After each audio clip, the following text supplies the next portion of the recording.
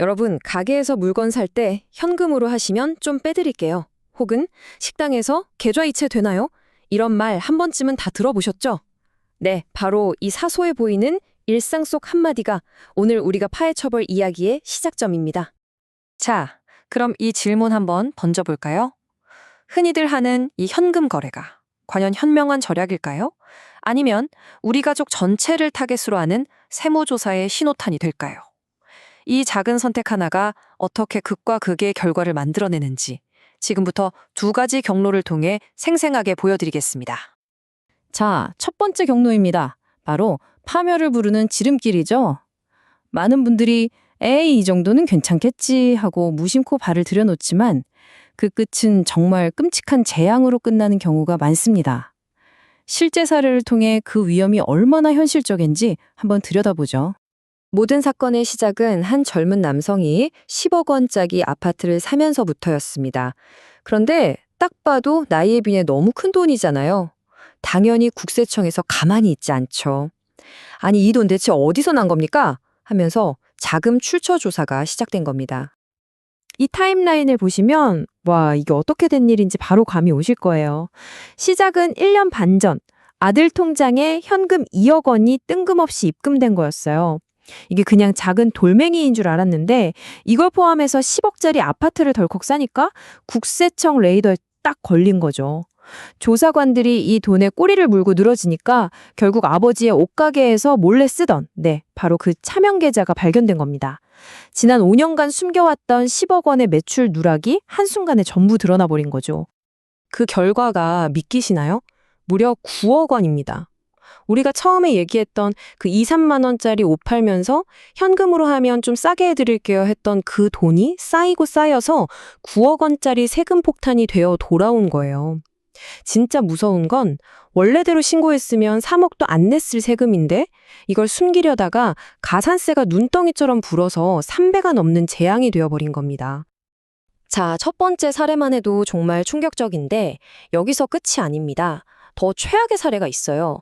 이번엔 나는 좀 더 똑똑해 라고 생각했던 더 머리를 굴리려다 더 큰 화를 부른 한 법인 대표 이야기입니다. 이 대표의 계획 한번 보세요. 겉보기엔 진짜 그럴싸하죠? 아들한테 5억을 줘야 하는데 증여세 9천만 원이 너무 아까웠던 거예요. 그래서 꾀를 냅니다. 아들하고 며느리를 회사에 다니는 것처럼 서류를 꾸며요. 유령 직원으로 만든 거죠.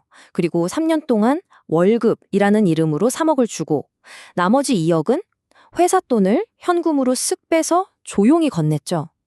와, 본인은 아마 이건 완벽해 라고 생각했을 겁니다. 근데 이렇게 완벽해 보이던 계획이 어떻게 들통났을까요? 정말 의외로 너무나 간단한 방법이었어요. 조사관들이 뭘 했냐면 그냥 회사 주차장 관리사무소에 가서 물어본 거예요. 아드님하고 며느리님 외제차 주차 기록 좀 봅시다. 결과요? 당연히 단 한 번도 없었죠. 그러니까 우린 대중교통으로 다녔는데요 라고 둘러댔겠죠. 근데 그것도 그럼 교통카드 내역 보여주세요 한마디에 그냥 와르르 무너진 겁니다. 자, 보세요. 결국 이겁니다. 목표는 고작 9천만 원 아끼는 거였어요. 그런데 현실은 그 꼼수 하나 때문에 회사 전체가 탈탈 털리는 고강도 세무조사를 받게 된 거죠. 그리고 그 과정에서 5년 동안 아무도 모르게 꽁꽁 숨겨뒀던 10억 원짜리 비자금 통장까지 전부 들통나버렸습니다. 그래서 최종적으로 날아온 세금 고지서가 얼마였을까요? 11억 원. 그것도 이상입니다. 9천만 원 아끼려다가 그 12배가 넘는 돈을 뱉어내게 된 정말 말도 안 되는 결과죠. 자, 지금까지 좀 어두운 얘기를 했는데요. 이제 분위기를 확 바꿔보겠습니다. 이렇게 파멸로 가는 길만 있는 건 아니에요. 반대로 아주 현명하게 불을 쌓는 길도 분명히 있습니다. 이건 세금을 무작정 피하는 게 아니라 오히려 세금을 활용하는 아주 영리한 전략입니다. 이게 무슨 말인지 아주 비슷한 조건에서 출발한 두 친구 이야기로 쉽게 풀어볼게요. 둘 다 아버지가 중견기업을 운영하고 버는 것도 비슷했어요. 그런데 10년이 지난 지금 한 명은 20억짜리 자기 집을 갖고 있고 다른 한 명은 여전히 전세로 살고 있습니다. 대체 무슨 차이였을까요? 이 표를 보시면 그 운명을 가른 결정적인 차이가 보입니다. A 친구를 보세요. 10년 전에 집값이 10억일 때 아버지한테 3억 원을 미리 받았어요. 그리고 증여세로 4천만 원을 딱 냈죠. 자, 그런데 만약에 지금 집값이 2배로 뛰어서 20억이 된 지금 똑같이 증여를 받았다면 내야 할 증여세가 무려 3억 원입니다. 계산이 되시죠? 10년 전에 조금이라도 빨리 결정해서 4천만 원 세금을 낸 게 결국 미래에 2억 6천만 원을 아껴준 거예요. 엄청난 선택이었죠. 이게 부동산에만 해당되는 얘기가 아닙니다. 이 미리 증여하기 전략은요, 앞으로 가치가 확 뛸 것 같은 자산, 특히 땅 같은 경우엔 그 효과가 정말 상상을 초월합니다. 마지막 사례 한번 보시죠. 이 마지막 사례는 정말 드라마틱합니다. 한 친구 아버지가 상속받은 용인 땅을 아들한테 미리 증여했어요. 그때 당시 시가 3억 5천만 원이었고 증여세로 5천만 원을 냈습니다. 그런데 10년 뒤에 이 땅에 개발 호재가 터지면서 보상금으로 20억 원 이상을 받게 된 거예요. 자, 만약에 그때 증여 안 하고 아버지가 그냥 갖고 있다가 보상금을 받아서 아들한테 줬다면 어떻게 됐을까요?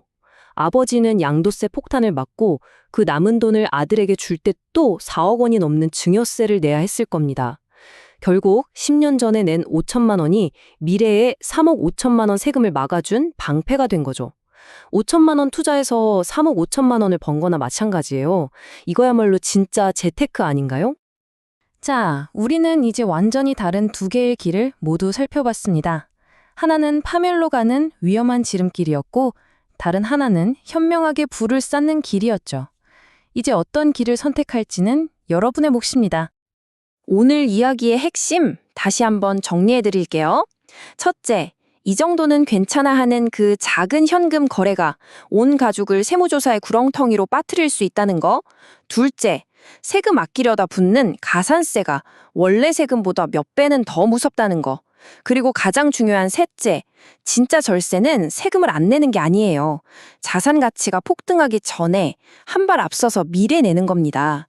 오늘 내는 그 작은 세금이 미래에 닥칠지 모를 엄청난 재앙을 막아주는 최고의 보험이 될 수 있다는 걸 꼭 기억하셨으면 좋겠습니다. 혹시 지금 이 얘기를 들으면서 나는 이미 늦은 것 같은데 라고 생각하는 분 계신가요? 아닙니다. 오늘 분석의 마지막 결론은 바로 이겁니다. 사전 증여를 하기에 가장 좋은 타이밍은요, 바로 늦었다고 생각하는 지금, 이 순간이라는 겁니다. 오늘 이 시간이 여러분의 소중한 자산을 어떻게 지키고 또 어떻게 더 크게 불려 나갈 수 있을지 진지하게 고민해보는 그런 계기가 되었으면 좋겠습니다.